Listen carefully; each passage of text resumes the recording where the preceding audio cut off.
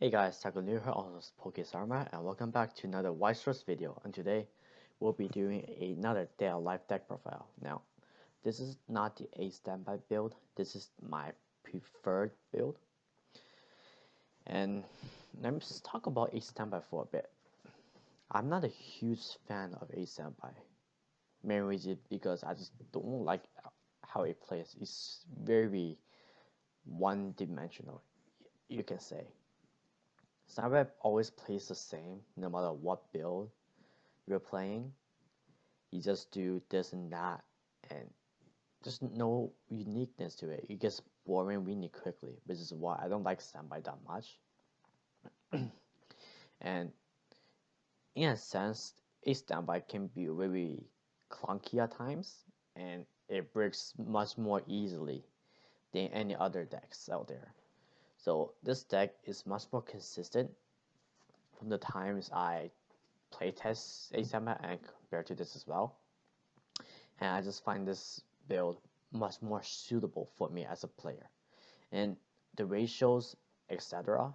of the cards I run also reflect me as the player, right? It's reflecting my playstyle. And it is preferred for me. Okay? So now I got this out of the way, let's move on to the deck profile. First things first, let's go for the climaxes. Obviously gonna play the Kurumi top end, 4 standbys, and 4 books. I am running the Toga level 1 combo. And this deck, unlike the A standby, I can choose what options I go depending on the matchup, right? I can either go for the traditional standby route or the level 1 Toga route. I had to decide early, basically. And it works pretty well. We'll get back to the climax later. For the level 0s, I ran 4 of these unique runners. Now, at first, people thought this was a chaser, but this isn't the case, okay? So on play, you mill the top card of your deck. If it's a level 1 or higher, it gains 2k. So on your turn, it's a potential 4k beater. And on your opponent's turn, okay, listen. This is only a runner when there's a card facing this, right? So if your opponent attacks this card, you may move it to an empty slot.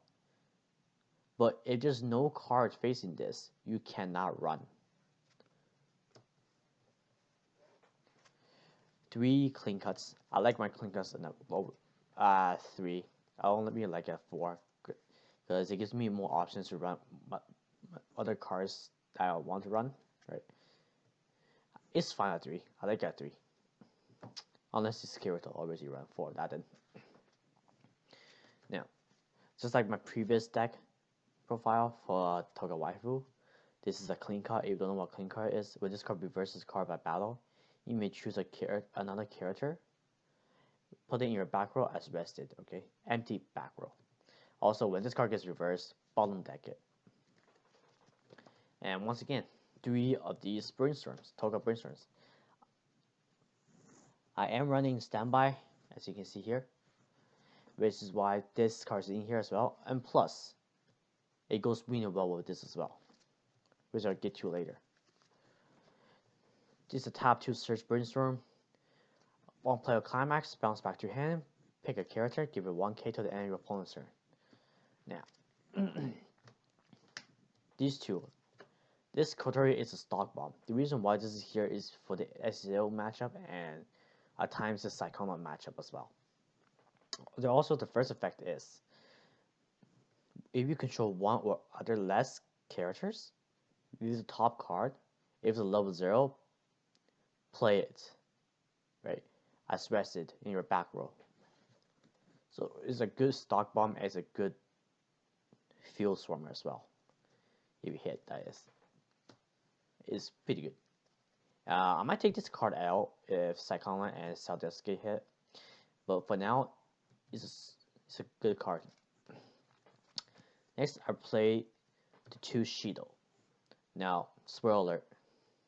The only reason this Shido is here is not because of its blink effect. It's because I'm running the busted event. So on paper, it looks pretty iffy, pretty decent, right? not the best, not the worst, but it could be better. But since the event exists, this card is 100% needed. So first effect is a blinker. If you don't know what blinker is, when this card is on play, choose a character your opponent controls, send it to memory, and they get to put that character back in any position they want. Field position, I should say. And then second effect, pay 1. Send this to memory. Send this to waiting room. Look up the top 4 cards of your deck and add 1. For the rest of the levels, I run 1 of this origami. This is a climax swapper. If you don't know what climax swapper is, on play, pay 1. There's a climax, salvage a climax. Also, the first effect, I may reveal my hand, right? If there's a climax among them, it's a global minus 500 to your opponent. This card is quite hilarious because I killed 500 power suicides before with this. And then I run 1 of the cowgirl. Now, I don't mean to think 2 is needed for this because I, in a sense, running this, right? And 1 for me is good enough. So you don't know what cowgirl is on play. We will top. If it's a character added to your hand, then ditch 1, and you may ditch 1 card from your hand to draw 1 as well. Anyways, 1 of this Kotori. If you don't know what this Kotori is, it's on play. Reveal the top 2 cards of your deck. Rearrange them. Then on play as well, pay 1, this one, salvage. Also, it pumps 1k. Now, the 1k, in order to pump the 1k, you must use the salvage effect. Just a heads up. Move on to level 1s, which is the climax combo of this deck. Level 1 combo. 4 of these 4 of these tokas. Right? And here's my explanation why I'm running this as well. So let's get on to the toggle effect first. Toggle's effect, when you control 2 or other characters, it gains 2k, so it's a 6k beater. Plus climax is 7k, okay? During the Encore step, it's a fever, okay? It's a fever Emilia, but better. So when this card reverses, when there's a reverse character across this or an empty board, it gains the following ability, okay? Commons couple, obviously. You may mill the top 5 cards of your deck and add 1 character to your hand. That actual mill instead of the 4, but 5 is really useful. There are times where I play this and I instantly refresh my deck. Plus, during the Encore step, it gains another 500 to end your opponent's turn. So, opponent's turn is a 6/5 wall, just for free, just for playing this. And then if you have the brainstorm, play climax, pump, so one of them can be like 7/5. Next card, 2 of this event. The reason why I'm not running 3 is because I haven't found any room yet, and 2 or 3 I feel like it's pretty decent. At 4 I don't like it at 4. I like it at 3. The reason why I don't like it at 4 is because it can be very clunky at times, right? It can basically break my hand. That's how I feel. So I'm running 2 for now.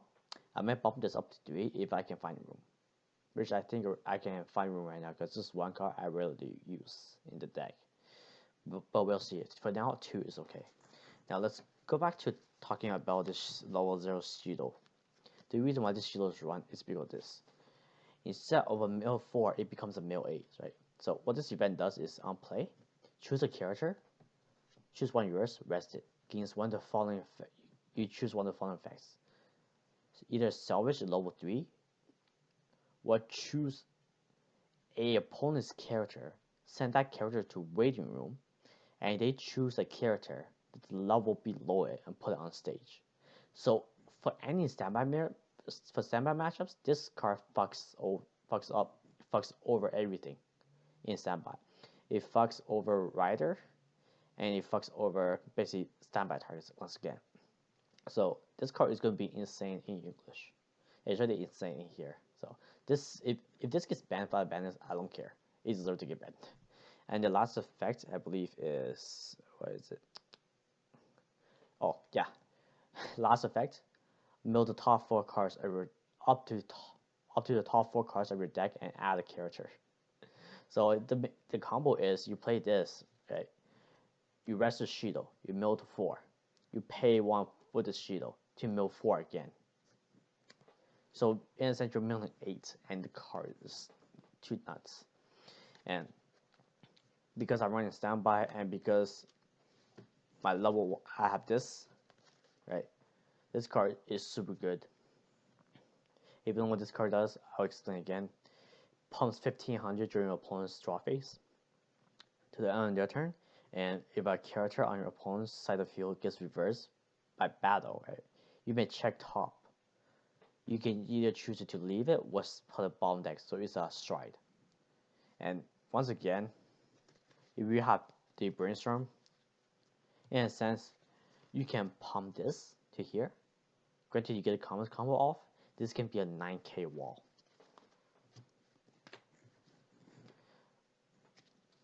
Two swimsuit Togas. This is just a secondary level 1 if I don't get a level 1 combo, etc. Or I choose to go for the standby route level 1 instead. It's a on play gains 2k, does a 6-5 wall, or it can be 8k with the assist Toga. Also, your opponent can side attack this. And then just a 2k counter as well. And the anti-change counter is a ditch 2 clock anti-change counter. Unfortunately, it's not that great, but it's here. I'll take it. It can't be a standby with all these, right? I'm running 2 because this build is not really to gun hole standby, right? And so I feel like not the lead to run more than 2. And I have this, so I'm running this, obviously. And also, it's a good standby target, and 2. And I feel like it's a pretty good ratio for this particular build. So what this card does, 500 for each other. Also on reverse, you may during either player's turn, with this card reverses card by battle, by the way, during either player's turn. Build the top 2 cards of your deck, rearrange. Now, I did explain why these 3 cards in the same deck, same board state, is so insanely strong. I believe I explained it in my Toga waifu deck profile, so make sure to check that out. And the best stock suicider in the game, character stock suicider, right, is essentially a 2-0 stock suicider. It can help you pay out stock, any dirty stock, and gain clean ones. So what this card does is, if you control 4 other characters and you play this from hand, you may choose a character and put it into your stock. Yeah. Also, it's a stock suicider. Early play stock suicider, I should say. And then the free fetch counter, Kurumi. Pay 2. Put all the cards in your radium into your deck and shuffle. You do not take refresh damage, by the way.